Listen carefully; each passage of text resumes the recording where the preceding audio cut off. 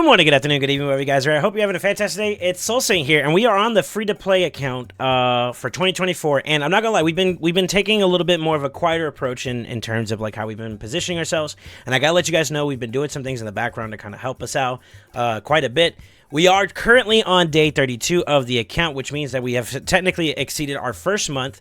The 31st, the 32 can technically be consolidated, so about 31 days of total actual playtime because of when we started the account, which we talked about in all of our other options. But just to kind of give a reminder, we did acquire Haikatoon. And I'm not going to lie, what I've been doing the moment I have gotten the last couple of toys and stuff that I've been working with has been pretty much on pace with what I was expecting to have to focus on. And to kind of reiterate it to you guys, one of the things that we have been doing for the most part has been to make sure Demitha's up and running, and we did get her 6-star. However, with Haikatoon, I was originally going to try to see if I could do something with Deacon, but with the speeds that we found on that calculation that I was kind of alluding to, it was a little bit more on the higher side. So, you know, in my frustration, I won't lie, I did this offline. As soon as I got done with one of my live streams, I ended up pulling a Void Shard, and I got one other toy to work with. And, well, to put it into perspective, this champion is Renegade. Renegade actually is one of the ones that I wasn't expecting to get value out of because of like an early grab. But when I thought about it, her skill cooldown actually opens up a little bit of capability in a composition to allow me to use like still Haikatoon and still Demitha, but with Renegade I can actually go a little bit more into lower speeds and into some options that may allow me to get to my unkillable approach for clan boss a lot more quicker. So what I have been doing on my account at this point in time is preparing, right? We do have a CBC that we're going to go for. CBC should hopefully give us a little bit more of an advantage in terms of being able to acquire resources. Assuming where we are right now, we're pretty much like a clan with tier 1 because it's a very low level clan.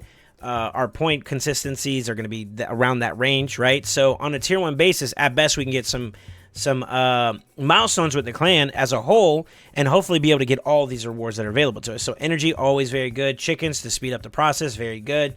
Some silver to enchant some things, some brews to help pick up the pace there, some potions in terms of being able to ascend a champion, all very valuable stuff.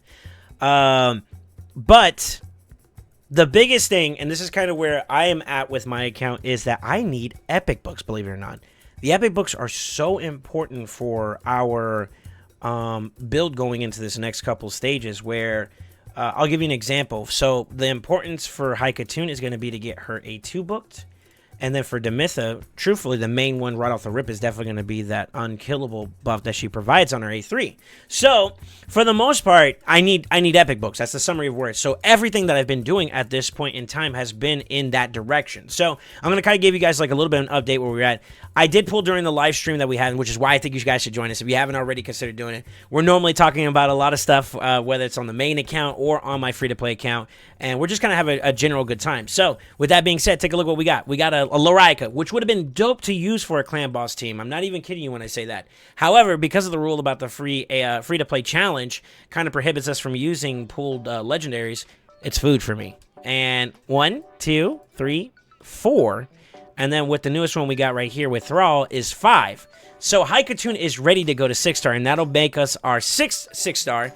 We did completely deviate away from Oathbound, which is a little unfortunate. However, I think we'll still find some use for him when we start prioritizing some other areas of the game. But my goal right now is to get my engine online for the unkillable team, which I normally recommend in my how to start the game off strong. That's one of the primary focuses you're going to look towards achieving because it opens the door for you to be able to scale and get more shards to pull some more champions with, which is what we're trying to increase. You notice how we're kind of like sitting at 0 and whatnot. I did talk about participating in the tournaments and stuff that's feasible for me when it comes to this fusion. I don't think that because I've been so kind of YOLO pulling on my fusion side of things, I'm not going to be able to get the fusion itself. It's too taxing for from a shard standpoint to get enough from the way I played it out. I kind of went a little more of like a free form, pull it whenever I want to, and that has kind of come to bite me in the tail there a little bit because I wasn't able to do as much as I wanted going into like the summer rush that we just recently passed. So missed opportunity there. However, what I did decide was in lieu of that, I'm gonna do things that are gonna hopefully give me some shards or books in that matter along the way. So I'm just gonna grab what's useful for me and then keep to my focus, which right now is I still am on the pace to get at least 2 more 6 stars done. So one is Haikatun, and then the last one's going to be Renegade, hopefully, so that we have a full 6-star team masteried out, which is going to be our next step.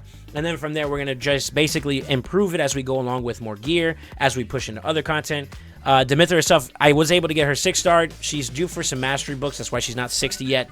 And she needs books, right? So that's one of the 3 big things I need to have besides gear to have her fully ready to go. Same with Haikatun. She got a little bit of love when I was leveling her up during one of the champ training moments, but I was like, you know what? I need to pick the pace up so I can kind of get more points. And this is where I'm going to kind of segue. Fusion-wise, I've only been doing things that are beneficial for me.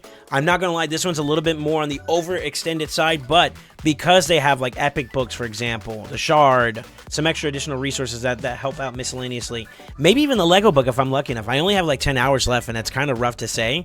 I do have some energy, so let's go ahead and burn this real quickly. So I went back to like 12. I've been jumping between 12.6, 12.3, pretty much in the campaign side of things to get some levels for champions. I'm already ready to take her up to 6-star, but I was thinking I need Renegade to go up next. So getting Renegade enough 6-star or 4-star to take her up to 5, and then 5 to 6, I need to start getting the ball rolling. So I started starting to level up some more food for her now, and that's where like these other 2 spots get, you know, basically moved into. And I've been just rinsing and repeating just as much as I can. I started dipping a lot more into the gems for energy now, and that's been kind of like what I've been rationalizing. I think if I was completely dedicated to the fusion, I would have locked down my gems specifically and only for maybe the shards and energy instead of doing like masteries and whatnot. I would have played the longer haul on that one, but Ancora would have been a very strong contributor towards my progression for sure. I think that because of the decisions I made before, I kind of have lost that luxury of maybe even attempting to go for her. So as a result, I have to, in lieu of going for it, I'm just going to do the stuff that's going to help my account out. And that's kind of where I'm at right now. So I want to do a little bit here just to keep it down while I'm in the middle of this recording. But the main thing I've been kind of coming towards is I want to make sure that the champions are pretty much all done from the... I have a perspective or a saying that I normally do, which is clear your plate. If you have a lot of objectives that you have to do, get rid of the things that once you do it once, it's done permanently. So in this particular case, doing masteries, getting the champions level 60 and fully ascended at the very least, those are 2 things that we can knock out and never have to look at again outside of maybe rebuilding them up for other content, which for the sake of this challenge is probably not going to happen, right?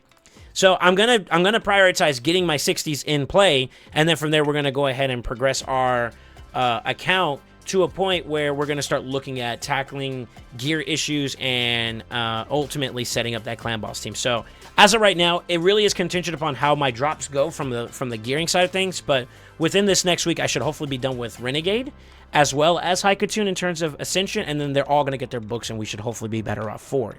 Now, in terms of Arena, for some reason, I ended up getting hit a little bit more in the later portions, and I was also prioritizing my main account, which I'm truthfully, that's the more like bigger priority, but I did want to make sure that I try to put some effort in. Unfortunately, between the 2, I ended up missing my opportunity to get into Bronze 2 for TTA, which is a little bit of a negative impact on my side. I could have probably paid a lot more of an attentive focus in that direction. But with that being said, that's okay. I think that in lieu of that situation, while I'm bringing up other champions to play, that should hopefully make my teams overall more effective. So now I'm looking at, instead of maybe winning 1-2 fights, I'm winning all 3, which is what my goal is ultimately. I want to start getting to a point where when I do farm, I'm farming effectively, right? So developing champions, if you look at what we have available to us, you know, there are some that are available for us to maybe elevate and bring to the next level, and that actually could be the case for some of our champions moving down the road, and just building them up kind of contributes to that indirectly in a sense. So Faction Wars 2 as well. I have a couple of champions that are kind of laced outside and in between. And although I am going to do a video after this that's going to talk about the breakdown for the Lordly Summoning pool as well as what we got as a freebie, I did pull that offline. We got 1 free pool to use for Prism's sake, and I got a Horde in. I was hoping for either the Warcaster or something else that could help me progress in other areas. Warcaster is a great champion that could help out with Unkillable for Clan Boss as well. I think Dimitra would be enough, but the dynamic between having 2, just in case I wanted to, you know, maybe do a little bit more with it, was possible. Also getting the chance at shooting my shot for some champions that could be really, really supportive from like a revive standpoint, because I still don't have like a strong reviver or someone who's like a booster who can also do a little bit of healing built into their kit would have been a nice little grab. I actually personally progressed through Bannerlords using Eel for it quite a bit on my account. Stag Knight would be a good grab, although I do think that with Deacon, he has a little bit less of a value there. But maybe like Jiskar, for example, who does increased defense and increased attack with a provoke and a shield, which could be great for controlling some wave content so that I can progress in dungeons from a dungeons perspective. So that's something that we were looking at as an opportunity. Unfortunately, we got Horden, who for the most part is pretty much just like a strong damage dealer.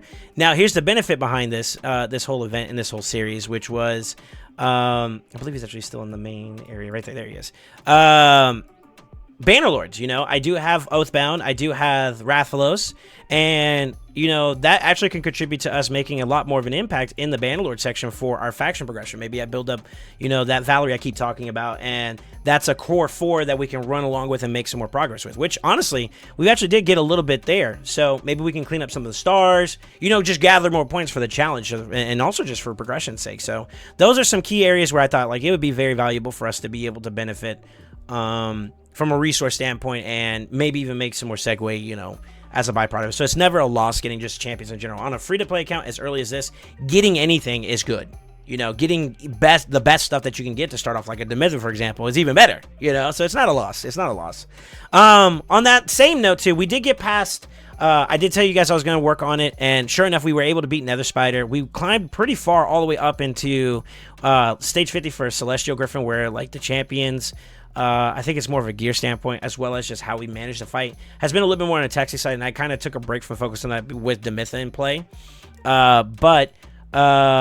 Yeah, Mausoleum Mage as a cleanser for the Nether Spider was the key to really getting us to the next step there. So if you're ever looking for a champion and you're working with what you got, look for someone who can give you that little bit of a team cleanse, and then you'll probably be able to see some focus. And I didn't take him up past 40, as you can see. I didn't really do high investment. All I did was just give me some fast gear and some tanky gear to see if I can make it through with him, and that's it. It worked.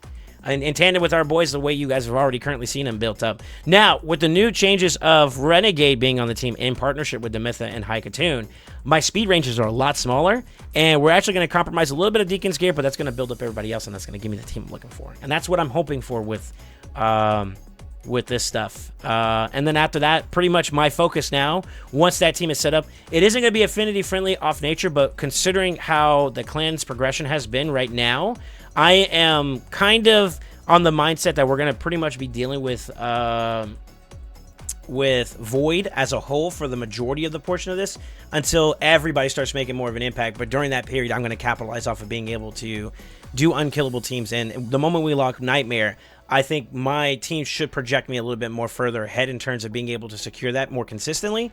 I have 3 different variances in terms of the rotation for Brutal, Nightmare, and Ultra Nightmare with this team I'm going to be developing, and I hope to show this to you guys and you'll be able to enjoy it once it's fully developed. Maybe I'll do a video on it and break down how it works and whatnot. But with that being said, I am saving my Ancient Shards right now.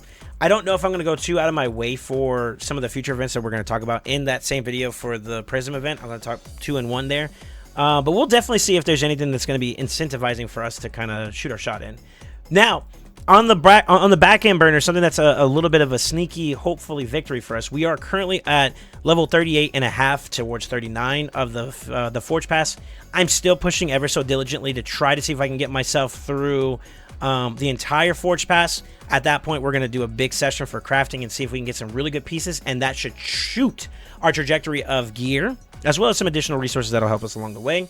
But that is the hit that I'm taking on champions like Skullcrown, who I think would be very beneficial in Rathalos. I did notice that some of the gear pieces we got did go into other areas, which could be beneficial for us if we're looking for more speed, for example. In Demetha, we have 2 pieces to rock out with automatically, which gives her the crit rate, crit damage, and then if we get a third somewhere where we can plug it on her, then she can do that. Same with Undead. If I find a decent build for a champion that may take out, like Kale, for example, maybe we put in Frozen Banshee instead. Maybe, just maybe, we might end up doing something around those lines. And then I saw Seven Watchers, which we don't really have too many developed champions there. Same as Skinwalkers. So a little bit unlucky on the drop side. We did get one for Sacred Orders, so Deacon is on the radar for that.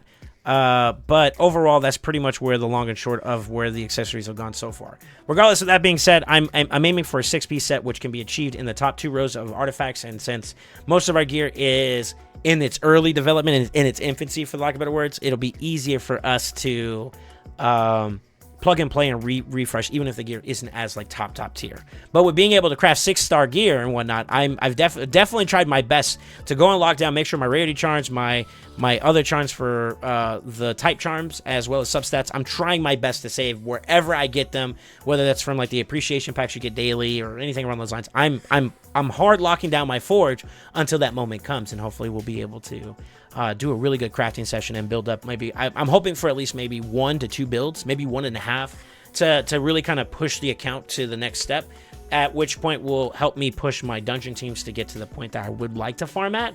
And then from there, we stay consistent, and then the team just rises with it. But I'm hoping that with the last iteration of these 2 champions that we're going to be developing, we should be in a healthy spot to take our account and just prioritize farming for dungeons now. I think even with her not being a designated revive or anything along those lines, having that mitigation, the continuous heal, the cleanse, and the heal on top of that, and the shielding on top of that makes Demytha a pretty good champion to maybe slot in lieu of like maybe my Oathbound or somewhere around the lines for like some of the dungeon teams, and maybe we can do some progress there. You know, we'll plug and play it and see how it works best for us. But at the end of the day, we're going to make sure that we have a team developed as our next step going towards Dragon. I think the Clan Boss team will translate over into Dragon pretty well, but then at that point, our priority is going to be to make sure to nurture that for the Dragon side, even if that means we have to take one piece out and put something else in.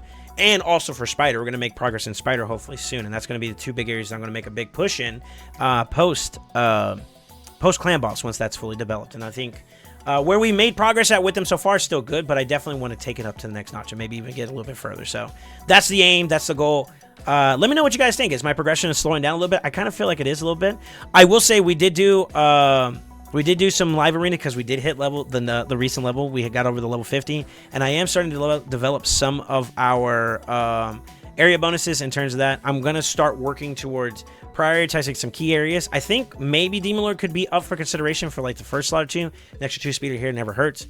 But worst case scenario, I'll just go in a different direction altogether, and maybe we start preparing for the push for Dragon or the push for Spider. I'm going to work my area bonuses to the needs of my account, like how I do on my main, and see how it plays out for me, even at this early on.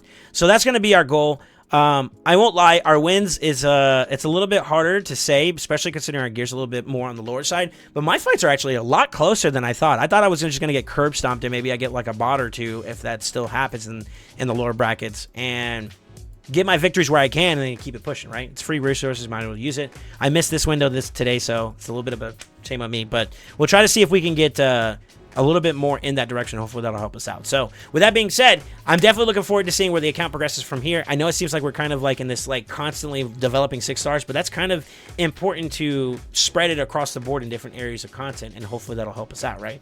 So, with that being said, don't forget to like, comment, subscribe. Let me know what you guys think. Join us on the Twitch streams whenever we're live, 1 p.m. Eastern time frame. Tuesday through Fridays is when we're normally active there. And let us know, you know, how you if you're cheering us on, or if you're like, yo, you still don't have it, or I'm open to the conversation. Now, be gentle. You know, your boy's I'm sensitive. But with that being said, don't forget to like, comment, subscribe, and always remember, stay ascended.